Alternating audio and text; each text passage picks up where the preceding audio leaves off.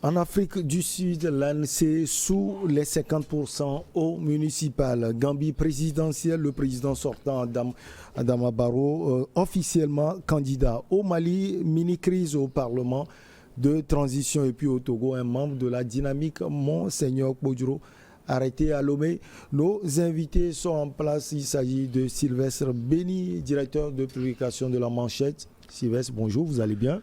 Je vais bien, Michel. Je profite de l'occasion pour saluer tous les téléspectateurs, téléspectatrices, parce que ça, c'est important.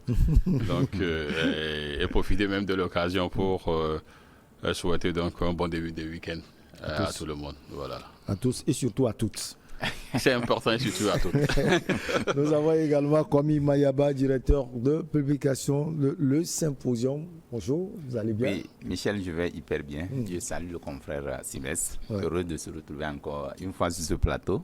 Et je salue en même temps les auditrices, enfin les téléspectatrices qui accordent un intérêt particulier à cette émission.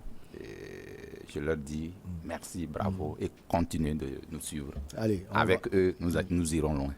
Allez, on va directement en Afrique du Sud. Le parti au pouvoir en Afrique du Sud, donc depuis la fin de l'apartheid, l'ANC a enregistré son pire score en passant pour la première fois sous la barre des 50% à un scrutin lors des élections municipales. Selon les résultats officiels, le Congrès national africain a recueilli 46,04% des voix, a annoncé la Commission électorale nationale. Sylvestre Béni, qu'est-ce qui peut expliquer cette chute, si on peut le dire, de l'ANC? Non, en fait, c'est une chute programmée. Moi, je suis surpris que les gens soient surpris que l'ANC tombe donc en deçà donc, de la barre des 50%. Mais sauf que lorsque vous regardez un peu la chronologie des événements, je vais peut-être le prendre sur les 18 ou les 15 dernières années. Vous verrez que l'ANC ne fait que dégringoler. Ouais. Parce que si nous prenons donc de la réélection de Thabo Mbeki à la réélection donc de Jacob Zuma, vous verrez que entre 2004 à 2014, vous verrez que en 2004, Thabo Mbeki a été réélu avec les législatives. Il a obtenu 69,70%. Donc de là à la réélection donc de Jacob Zuma avec les législatives, vous verrez qu'ils ont descendu à 62%. De 2014 à 2016 avec les municipales, vous verrez qu'ils ont de 62%. Ils sont arrivés à combien? À 53, quelque chose, donc disons 54%. Voilà. Donc de 2016 à aujourd'hui, vous verrez ils sont donc en deçà donc, de la barre donc, des 50% avec 46, quelque chose. Donc ils vont en décrétiendo. Ils vont en décrétiendo. Et puis, vous verrez qu'il y a tellement donc, d'événements qui peuvent expliquer cela. Parce que de cette période-là à Jacob Zuma, où le règne donc, de Jacob Zuma était beaucoup plus dominé par la corruption et tout. Et puis avec un chômage aussi endémique, parce que vous verrez, il y a eu même des événements, des échauffourées où des Sud-Africains s'en sont pris donc aux étrangers, estimant que c'est eux qui prennent donc leur boulot et tout. Donc il y a tellement eu de meutes en ce qui concerne donc la vie sociale, parce que les gens tirent peut-être le diable par la queue. Certains n'en trouvent même pas cette queue là pour tirer. Donc la situation était tellement difficile. Et cela se justifie également par l'arrestation il y a quelques mois. Donc bon, en fait, il a été arrêté et relâché plus tard de Jacob Zuma. Et même au sein même du parti ANC, il y a quand même eu cette scission-là où Julius Malema est parti. Julius Malema. Et donc de l'ANC, quelqu'un de la liberté qui est tellement donc violent donc avec la CRJ où il tasse donc tous ceux qui ont suivi son Mandela donc de faux et tout, et il est parti avec une bonne dose donc de la jeunesse. Et l'autre fait également qui peut également expliquer donc les 46%, vous verrez que le taux donc de le vote, c'est-à-dire que j'ignore, bon, le terme ne me vient pas, c'est-à-dire que l'abstention, voilà, le taux d'abstention est élevé. Oui. Parce que aujourd'hui, les gens ne se voient plus donc au vote des élections, où ce sont pratiquement les mêmes qui sont là, mais au niveau donc de la vie sociale, au niveau donc du volet sanitaire, il n'y a rien donc qui soit peut-être profitable donc au peuple. Vous voyez? Et puis de l'autre côté aussi, au niveau de l'opposition, ce n'est pas aussi... On la sent pas. Oui, on ne sent pas aussi l'opposition parce que entre-temps, il y a eu alliance avec l'opposition radicale, le DA et Julius Malema avec son... EF, je crois, économique et EFF, voilà. Voilà, donc vous voyez qu'aujourd'hui, et après donc le dernier vote, il y a aussi scission parce que Julius Malema ne veut plus donc convoler à juste note avec le DA. Donc il y a tellement donc d'imbroglio aujourd'hui en Afrique du Sud, si bien que les gens n'ont plus quand même cette confiance là où les gens ne croient plus tellement au vote aux élections. Et bon, l'ANC, pour une seconde fois, est obligé de coopérer avec l'opposition pour gouverner. Ouais. Et je me dis déjà, avec c'est quand 46%, la présidentielle, c'est en 2024, c'est tout proche. Peut-être qu'on aura à cette présidentielle de 2024, peut-être la bonne surprise où l'ANC, pour une fois, peut-être va laisser... peut-être, je dis peut-être, le pouvoir à l'opposition et il risque même de... Parce que si ça passe dans les mains de l'opposition, je me dis, ils vont se battre et ce sera très difficile donc, de revenir encore au pouvoir. L'Alliance démocratique, donc, comme Mayaba, recueille 26,9%. Il y a aussi également les radicaux des combattants de la liberté. Sylvestre parlait de Julius Malema tout à l'heure. On parle de 10%. En tout cas, pour l'ANC, c'est une chute libre. Oui, c'était prévisible, hein, parce que, comme l'a dit Sylvestre Danto, vous savez, tout ça là est lié à la gouvernance. Depuis un moment, vous savez que l'Afrique du Sud était confrontée à des difficultés énormes de taille. Et donc, sur tous les plans, presque. Sur tous les plans, sur tous les plans, quand vous prenez ce scénario ou ce logo qui opposait et comment on appelle Tota et Jacob Zuma avec son scandale ou peut-être le viol, le chômage, tout ce que vous connaissez. Donc je crois qu'aujourd'hui le peuple sud-africain s'est exprimé en sa manière pour dire c'est vrai, depuis longtemps les Sud-Africains avaient donné cette façon de faire voir la politique comme le parti. Vous savez, le parti, l'ANC est un parti qui, non seulement au-delà du regard porté sur les bonnes pratiques, il y a aussi l'aspect racial qui joue. Parce que les gens se disaient aujourd'hui que quoi qu'on dise, l'ANC, c'est un parti authentique. Ce parti, aujourd'hui, s'il est... on utilise ces alchimies-là pour peut-être donner une gouvernance qui ne répond pas aux aspirations des Sud-Africains, ils vont quand même s'exprimer autrement. Donc, c'est ce qui explique en partie cette chute libre qu'a faite l'ANC. Donc, mais qu'est-ce qu'il faut faire pour... je ne veux pas ouvrir la boîte à Pandore parce que si vous ne savez pas peut-être faire des analyses, vous allez peut-être... Aujourd'hui, c'est les élections municipales.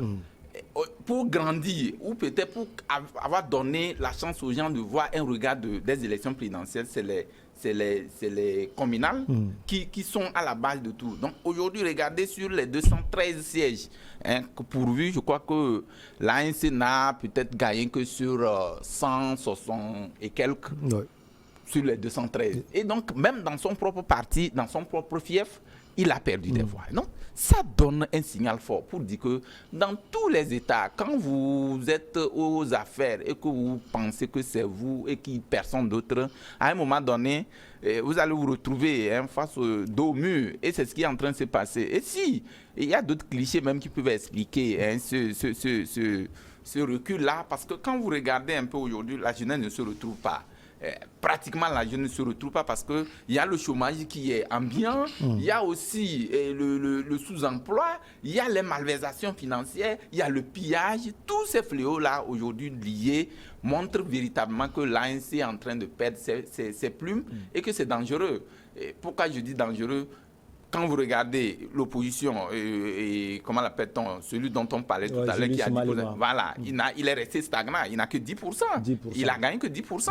Donc ça on ne sent pas ni le pouvoir, ni l'opposition. Maintenant, à quel sens se vouer la population est en train de se demander si c'est ça. Mais ce recul même s'explique, comme l'a dit le confrère, par l'abstention, le taux d'abstention. Parce que moins de 50%, je crois que c'est rien pour comprendre. Ça s'est passé. Si je ne veux pas faire la transposition, ici au Togo, on en a connu.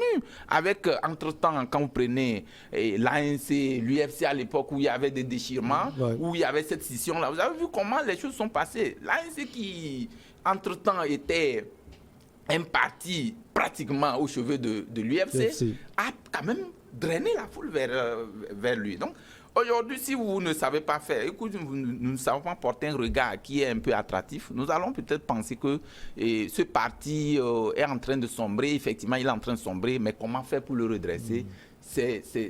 Même le président l'a dit. Cyril Ramaphosa. Il a dit que ces élections montrent à suffisance que le peuple sud-africain n'est pas dupe et qui peut s'exprimer à sa manière. Et allez, le peuple donc n'est pas, Sylvestre Béni, content de la gouvernance de l'ANC depuis 27 ans, si je ne me trompe pas dans les calculs. Donc il y a un échec au niveau économique et social. Il y a également une sorte d'imbroglio dans le parti historique, l'ANC, parce qu'il y a différents entre les cadres. Oui, mais c'est vrai qu'il y a des différences entre les cadres.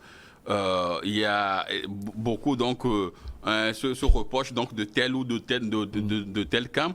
Mais le signal fort aujourd'hui, parce que je me dis que ces élections municipales là, c'est un test grandeur nature pour la présidentielle qui vient, parce que même le président a fait donc du porte-à-porte.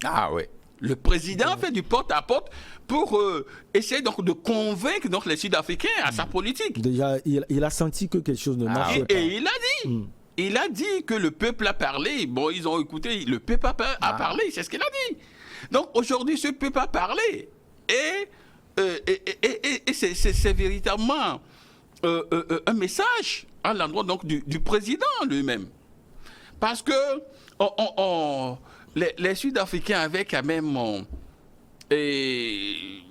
une certaine... Ils pensaient que avec Ramaphosa, c'était presque la rupture. Avec Jacob Zuma, à qui on a tellement reproché des choses, la corruption, le népotisme, tout ça. Mais avec Cyril aujourd'hui, c'est peut-être qu'on a juste tourné la face et il est presque dans le même schéma. Et que ce soit lui-même qui soit parti vers les militants, vers donc les Sud-Africains, pour les convaincre donc à ce qu'ils puissent leur accorder leur suffrage, et que nous avons ce résultat aujourd'hui. Je crois que ce message-là doit quand même interpeller toute la classe donc de l'ANC. Mais le problème, je me dis que pourquoi est-ce que les Sud-Africains ont tendance à accorder peut-être quelque chance à ce parti? C'est parce que au niveau donc de l'Alliance démocratique, ils sont presque considérés comme le parti des Blancs, en fait. C'est ce qui profite également à ce parti. C'est ce qui fait que beaucoup sont peut-être hésitants. L'abstention. Beaucoup sont hésitants aussi à leur accorder donc du moins le crédit. Donc à ce qu'ils viennent au pouvoir. Dessus, on n'a pas confiance à l'Alliance démocratique. Parce que lorsqu'on fait peut-être un retour, lorsqu'on regarde dans le rétroviseur et on voit tout ce qui est passé donc au cours de l'apartheid, confie encore le pouvoir à des gens qui sont encore peut-être trop proches des Blancs ou un parti presque blanc.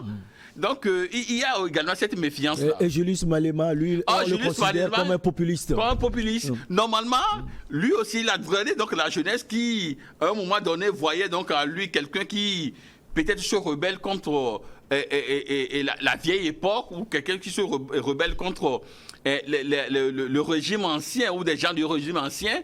Mais sauf que lui aussi, beaucoup peine donc véritablement à à voir ou à percevoir là où il veut drainer donc cette jeunesse-là. Ouais. Donc on se dit qu'il n'a que la bouche. Bon, un populiste, il harangue les foules et tout ça. Même, la bouche. Voilà, il harangue les foules, mais finalement, bon, on ne voit pas. Donc il stagne. Voilà, lui aussi, il n'arrive pas à percer. Donc nous sommes presque dans un statu quo. Et il revient peut-être à eux deux.